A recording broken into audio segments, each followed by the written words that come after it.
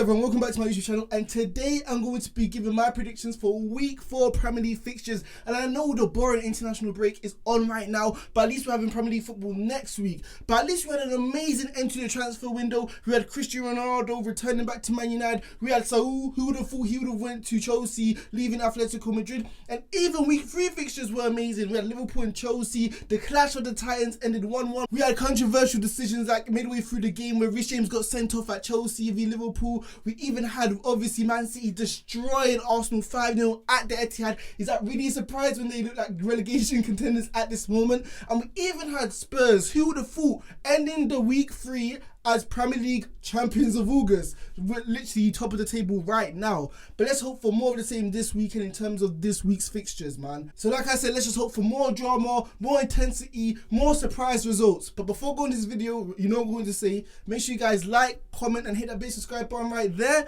And make sure you give me your own predictions in the comments. Who's going to win this weekend? Like, tell me who's going to win, man. So the first game I'm going to start off with, it has to be Arsenal versus Norwich City, because this is a relegation fight, man. Both teams, one of them 19th, one of them's 20th, and they look like they're both going down right now. But in all seriousness aside, Arsenal, man, they've needed that international break, man. They've needed to rejuvenate. They needed to rest ever since the battering they suffered against Man City, losing to Chelsea, and even losing to a newly promoted side, Brentford, 2-0 on the opening game. Arteta needed that psychological rest. He needed that mental rest, man, because his player spirits have just been appalling, man. Every time they step on the field, it just feels like they know they're going to lose. But the only slight positive I can say going for Arsenal right now is this international break. They needed it, like I've said. But they're versus Norwich, who aren't very good, who look like the favourites to even go down this year in terms of the Premier League, because it still looks like they haven't learned their lesson in terms of adapting their style of play when it comes to specific teams. They're always pressing on the front foot, leaving gaping holes in behind for players to get obviously chances and score goals, like we saw against Liverpool, like we saw against Man City. They're always going to press you, and when they do, they're just going to get exposed and found out. And Arsenal aren't the best team breaking down low blocks, so this should suit their style of play, where Smith Rowe and Odegaard should have a lot more space and time to get on the ball to assist someone like Aubameyang, who's coming back, and Lacazette when they've been injured. So it looks like they're going to be able to get their goal scoring form on top notch. So yeah, Arsenal have no excuses whatsoever. Their first team players are coming back. Lacazette, Aubameyang, Gabriel, White, they all look fully fit, man. So they have no excuses, because in the first 3 games, people were saying, oh, we don't have our best players, they're injured, leave until the 10th game. Well, you're versing the worst team in the league so far, so you should have no excuses, and you should be winning comfortably at the Emirates, especially with your fans. Arsenal should be winning this game no matter what, man. Even if it's a 2-1, 3-0, it doesn't matter. They need their 3 points on the board to literally calm down the intense atmosphere which is happening at the Emirates this season so far. The only worry I can see for Arsenal, because Norwich do like to press, and Arsenal are not the best side when it comes to passing it out from the back. So obviously Leno is not very great with his feet. Yes, he does know how to pass the ball, but he lapses. Sometimes he's not really quick enough when it comes to passing the ball. Ben White is a ball-playing defender, but at the end of the day, Arsenal do not have the confidence to play out from the back. So Norwich maybe can take advantage of this and force Arsenal into silly mistakes where Norwich can take advantage of this. But at the end of the day, I don't think Norwich are that good of a side when it comes to pressing. Either way, Arsenal should be comfortable. They're at home. They shouldn't really feel nervous. Their fans should be behind them. So my predictions, I'm going to go for a 2-0 victory for Arsenal. So the next game I'm going to be predicting is Leicester versus Man City. Both teams have 6 points ending week 3 fixtures. Both teams have lost 1 game. Obviously, Man City losing to Tottenham and Leicester losing to West Ham. However, they're both looking to get 3 wins out of 4 this weekend. And this is probably the best games in terms of stature of both clubs this weekend, man. Both teams are good. Both teams are actually great. But Leicester have been having Man City's numbers in recent times. Leicester literally destroyed Man City 5-2 at the Etihad Stadium, and also won in the Community Shield. Yes, a glorified friendly, and who really cares about that trophy? But they still beat Man City 1-0 in that fixture, with Iniacho scoring a 1-0 penalty near the end of the game. So Leicester should be in high spirits knowing that they know how to defeat Man City. However, it is at the King Power Stadium and they did lose 2-0 last season there where Man City were very comfortable. And I feel like Brendan Rodgers does get caught in the catch-22 when he does play at home because he knows Leicester suit a more counter-attacking style of football, especially against Man City. But when you're at home, you still feel like you have the responsibility and the wholeness to go on the front foot and actually compete with Man City. And that's where Man City do expose Leicester because they have the gaping holes and they have the talented players to break down a team which is not sitting back on a low block. And hopefully Brendan Rodgers has learned from this mistake which he's done last time at the King Power Stadium, and he actually does play a more defensive style of football and look to counter-attack Man City on the break, because you have Jamie Vardy who's in goal scoring form this season unlike last year, and he's going to give Diaz, Laporte or even Stones the runaround on the counter-attack, because I'm telling you there's one thing you don't want to face in football and that's pace, knowing that he's not going to be in the game for 85 minutes of the game. But at the end of the day, he only needs one through ball, one pass by Maddison and Tielemans, who we all know can make that through ball pass and he can score a goal. So Man City need to be wary of this. Also, Leicester did get injured in terms of Fofana. This still won't matter because they did sign Vestergaard, who did perform great in the Euros and he does do good at Southampton. So this addition is going to be good in terms of the back three they're going to be playing against Man City. Obviously, Sionku hasn't been performing great this season, but hopefully he can step up in terms of this game against Man City and meets the standards of this intense, massive match. Also, yeah, Leicester should be well equipped in terms of playing counter-attacking football. But at the end of the day, man, I can't bet against Man City. They literally destroyed two teams in a row, 5-0 at the Etihad. And I know it's not at the Etihad, and I know Leicester's defence is way better than Arsenal and even Norwich.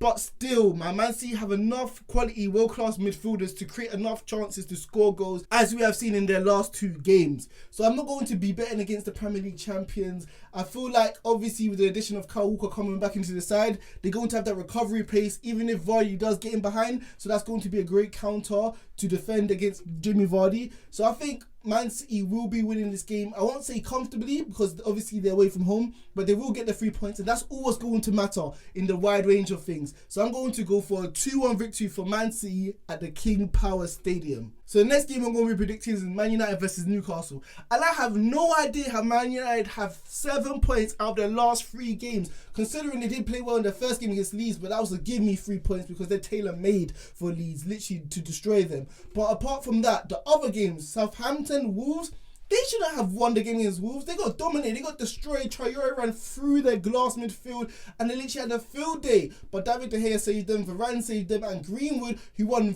Player of the Month for Man United, saved them as well. So Man United should be performing better, because I'm telling you, against the bigger sides, if you're performing like this, you're not going to be winning. But luckily, Newcastle isn't that big side. Maybe in terms of stature of the club, but in recent years, in recent decades, they haven't been that great. But Manchester United should be licking their lips, because this is another opportunity to get some good form in terms of playing at Old Trafford, because we know in the last 2 years or so they haven't been great at home. But obviously Newcastle aren't that great of a side, so they need to build this sort of confidence to make Old Trafford a fortress. Although I did just criticise Man United in terms of the way they played against Wolves and Southampton, they didn't deserve any points from those games. I guess Man United fans will say this is the hallmark of champions. When you're playing bad, when you're playing pathetic, it looks like you're not even going to get the win. The fact that you get the win shows that you're made of championship stuff. The fact that you're going to be able to compete for the Premier League, because you're not going to be winning every single game 5-0, are you? The fact that you're winning 1-0, 2-1 shows that you have the heart of a champion. But yeah, Man United can't keep playing like this. But I don't feel like it's more about that. I think it's more about their style of management, because Oli doesn't know how to get the best out of the players. However, that's neither here or there, because I feel like Oli is not going to make the difference in the game against Newcastle, because they should be winning. Let's look at all the factors. Cristiano Ronaldo is returning back. Number 7, CR7, the GOAT, is back. The fans are going to be in high spirit. Obviously, Ronaldo's going to be want to score on his second debut for the club, so he's going to be motivated. So everyone's going to have such a good feel factor around Old Trafford, and they should be winning this. The fans are going to be electric, because they're going to want to see Ronaldo score his first goal, like I said. Mason Greenwood, although he's better up front, he's going to be playing on the right hand side, and although Sancho's injured, Mason Greenwood, like I said, has been in form, scoring 3 goals in his first 3 games, so this firepower is welcome. Bruno Fernandes, obviously world class player. Paul Pogba, obviously better if he plays on the left hand side. So obviously Man United have a lot more talent and they should be winning this game. The only chance I give Newcastle is if they run through that glass midfield that Man United do have, especially if they play Pogba and Fred together in that midfield, because we literally saw how Traore tortured them. And St. Maximin has a similar build. He is as skillful, powerful, quick as him, agile as him as well. So he should be able to take advantage over this. He should aim to divert his attention from Wan-Bissaka and play more central alongside Callum Wilson so he can take advantage over this weak midfield. And even Willock making those surging runs into the penalty box, scoring goals, potentially he can be a threat. But obviously Man United's defence is still great. David De Gea had an amazing game against Wolves, saving them for the 3 points. Varane obviously had a world-class game against Wolves as well. So even if they get through the midfield, I don't know if they have enough to break through that Man United defence. So in terms of this game, I'm going to go for a 2-0 victory. It's going to be fairly simple for Manchester United. A Cristiano Ronaldo goal at least. So I'm going to go for 2-0 at Old Trafford for Manchester United. So the next game I'm going to be predicting is Leeds versus Liverpool. And stylistically, this should be the most exciting, entertaining game we have all weekend. Both teams love to press, both teams play in the front foot, so there's going to be a lot of gaping holes and spaces for the front men to score goals like we saw last year in the reverse fixture where Liverpool beat them 4-3 at the Anfield Stadium. Obviously it's not going to be at Anfield and we know Ellen Road it ended 1-1, but let's just hope for a scoring spree for both teams, for the neutral, not for me because I just want a 2-0 victory. But in terms of this game, it's going to be a great side, like I said, man. Liverpool literally got frustrated by the European champions Chelsea at Anfield last weekend where, in all honesty, we should have won. I don't feel like we've done enough to win the game, but if we're versus a 10-man Chelsea side, man, who are literally parking the bus, we should have found a way not only to score, but to at least create chances. And we didn't even create any chances in the second half. We didn't have that much creativity in the final third to break down this Chelsea side. Although we have Harvey Elliott, who knows how to get into good pockets of space, I don't know if his final ball is good enough just yet, and we saw that against Chelsea. But in terms of the game against Leeds, like I said, it's not going to get down to that in terms of breaking the Leeds sides down. It's going to be very, very open in terms of the pressing style. Although Leeds is man-to-man and Liverpool is more patient and we hound them as a group, it's still the same. There's going to be so much space. And I feel like whoever's going to win this game is going to be a team who's going to be able to play through the press comfortably. And I feel like that's going to be Liverpool. Obviously, Van Dijk, his composure, his calmness, he just oozes confidence into the back four. So I don't see them making any real mistakes, even if Leeds do press us. And when Liverpool do break through that first initial press, I feel like the midfielders are going to have so much time and space to make through balls for Salah and Mane, and we do know they're clinical enough to score goals even if they get 2 or 3 chances compared to Patrick Bamford, who needs a lot of them. So even if both teams get 6 or 7 shots on target or 67 shots, I have more faith that Liverpool's front men are more clinical than Leeds. So in terms of this game, I'm going to go for a good scoring game. I'm going to go for a 3-1 Liverpool victory. It's going to be tough at Ellen Road because we know their fans are quite hostile and they're passionate about their team. So for the first 20-25 initial minutes, I think it's going to be a very, very scary game for Liverpool. But apart from that, when we settle down, I feel like we're going to get into our flow, our rhythm, and we're going to be able to pick off Leeds. So I'm going to go for a 3-1 victory for Liverpool. So the last game I'm going to be predicting is Crystal Palace versus Tottenham. And who would have thought Tottenham would be sitting at the top of the Premier League? So be it by the end of August. Obviously, you don't win the Premier League by then, but who would have thought they'll be sitting at the top of the league right now after 3 games when obviously it looked like Harry Kane was leaving Tottenham. No one was really motivated or excited by the new signing of the manager, and you still had Dyer and Sanchez at the back in terms of the defence. No one was in high spirit, especially versus Man City, the champions, when they were able to beat them. But you know what they used to say about the Gunners when George Graham used to manage them? 1-0 to the Arsenal. Maybe we should give that phrase to Tottenham because they've been winning 1-0 every single game so far. So it looks like obviously the defence has been sorted. But I'm not going to get ahead of myself right now because we know how it is, man.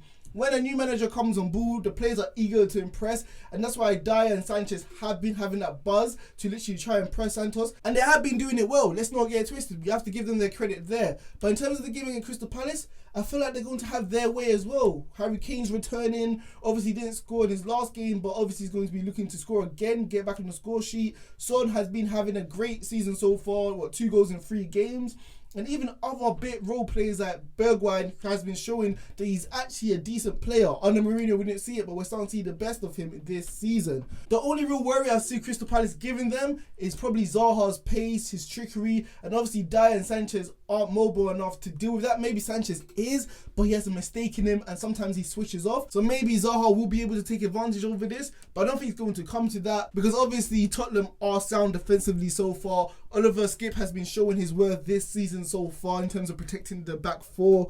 So I feel like Tottenham will be compact. And yeah, Crystal Palace are still under a rebuilding job, so I don't think they're going to be able to win this game. I still feel like they need 3 or 4 more games to get into their rhythm, to establish their style of play, and Vieira still needs more time. So in terms of this game, I'm not saying it's going to be easy for Tottenham, but we do expect them to win and make the most of this. So I'm going to go for another 1-0 victory for Tottenham, and I think they're going to finish this weekend top of the league as well.